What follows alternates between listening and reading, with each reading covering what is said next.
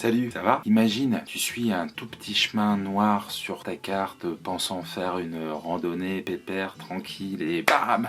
Tu te retrouves face à une falaise, tu ne sais plus où aller, et tu as pour seule option appeler les secours. Bon, dans 10 minutes, je nous considère comme définitivement perdus. C'est ce qui est arrivé à deux randonneurs canadiens il y a peu en Colombie-Britannique. Bon, ils n'étaient pas très malins, ils utilisaient Google Maps, qui n'est pas réellement adapté pour la randonnée. Mais même sur une carte classique, un chemin noir qui est affiché peut ne pas du tout exister lorsque tu vas randonner. Et oui, les chemins noirs disparaissent, et je vais t'expliquer ça tout de suite.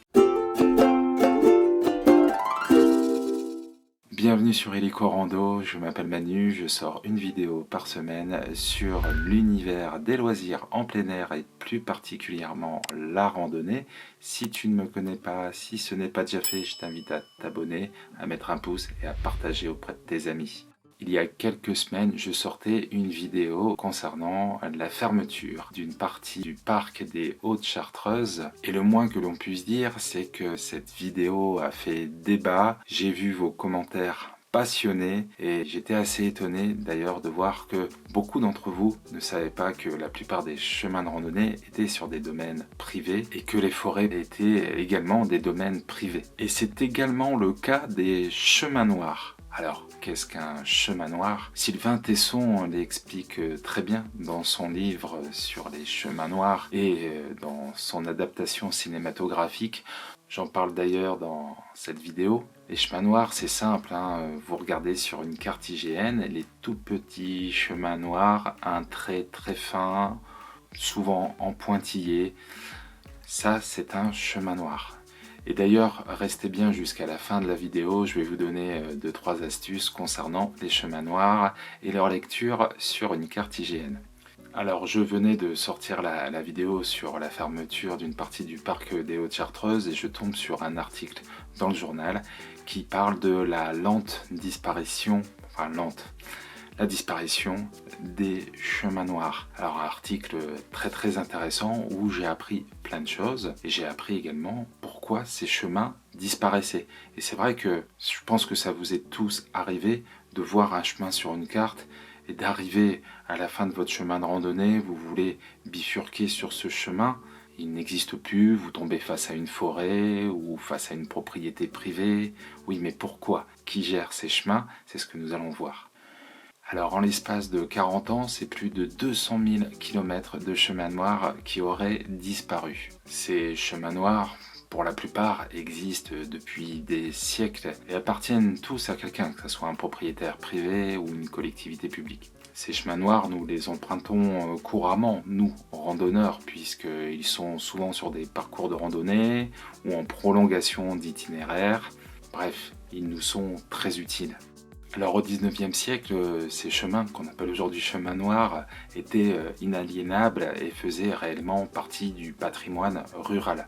Et ils sont pour la plupart issus de droits d'usage d'avant la Révolution. Ils ont commencé sérieusement à disparaître avec la mécanisation agricole d'après-guerre et le remembrement. Ces sentiers, aujourd'hui, ont encore une utilité pour la plupart d'entre eux. Ils servent de corridor pour la faune, de pare-feu naturel lors d'incendies de forêt, mais également de point d'accès pour les sapeurs-pompiers. Mais ils ont également un intérêt en termes de loisirs et de tourisme. Ils sont utilisés par nous, les randonneurs, les joggeurs, les VTTistes, les pilotes de 4x4 et quad, mais également par les chasseurs. Et n'oublions pas que leur rôle principal était l'accès aux pâtures, aux exploitations forestières, etc. etc. Aujourd'hui, faute d'entretien ou complètement abandonnés, de nombreux chemins sont vendus. Pourtant, ils sont classés dans le domaine public des communes depuis l'ordonnance du 7 janvier 1959.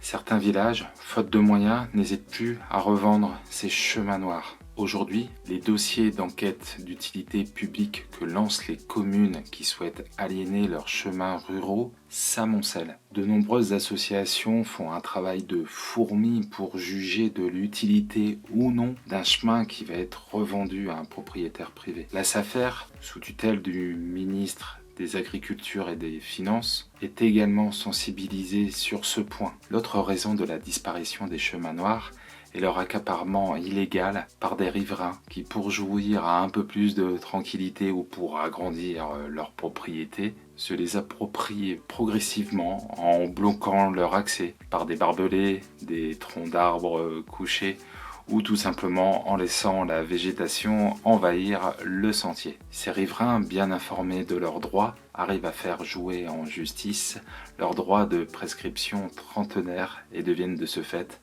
propriétaires. Des communes aux ressources budgétaires très limitées n'auront plus à se soucier de l'entretien de ces chemins et resteront très discrets sur ces acquisitions. Des collectifs d'usagers tentent de mener des combats pour protéger ces chemins noirs. Et quand je parle d'usagers, ce sont ceux cités tout à l'heure, les randonneurs, comme les chasseurs, des VTTistes, comme les pilotes de quad. Il y a le collectif des loisirs verts, je vous mets les liens dans la description. Ils organisent des journées de sensibilisation, mais également des chantiers participatifs pour réhabiliter des chemins. Aujourd'hui, ce sont des centaines et des centaines de chemins qui sont en danger. Des députés vont bientôt déposer une loi visant à protéger ces chemins ruraux, mais également la propriété privée des communes. Comme tu l'auras compris, ce problème est très complexe. Dès qu'on touche à la propriété privée, c'est à s'en tirer les cheveux. En tout cas, j'espère t'avoir fait comprendre pourquoi le petit trait noir sur ta carte, il n'est pas sous tes pieds. Et pour finir, je vais t'expliquer comment ne pas finir comme les deux randonneurs canadiens.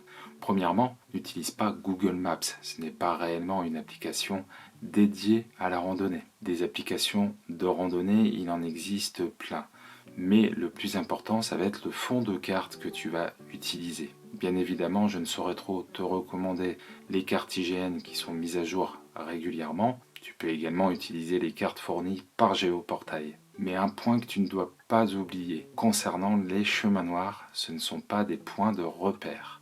Lorsque tu es sur un chemin et que tu vois un chemin noir apparaître, ne le prends pas comme point de repère. Ce n'est pas un point de repère qu'on appelle solide, car comme tu l'as vu, sa présence n'est pas pérenne. Il peut disparaître ou son accès sera interdit. En randonnée, si tu cherches un point de repère sur une carte, tu devras prendre un repère solide. Ça peut être un sommet, un pont, un bâtiment comme un refuge ou une chapelle, mais en aucun cas se fier au chemin noir. Voilà, j'espère que cette petite vidéo informative te sera utile. Nous reparlerons une prochaine fois des repères sur les cartes. Je ferai plusieurs vidéos sur comment utiliser et lire les cartes. N'hésite pas, encore une fois, à débattre passionnément dans les commentaires. J'essaierai de répondre à tout le monde. N'oublie pas de t'abonner, de mettre un pouce, d'activer la cloche et de partager auprès de tes amis. Je te dis à la semaine prochaine pour une nouvelle vidéo.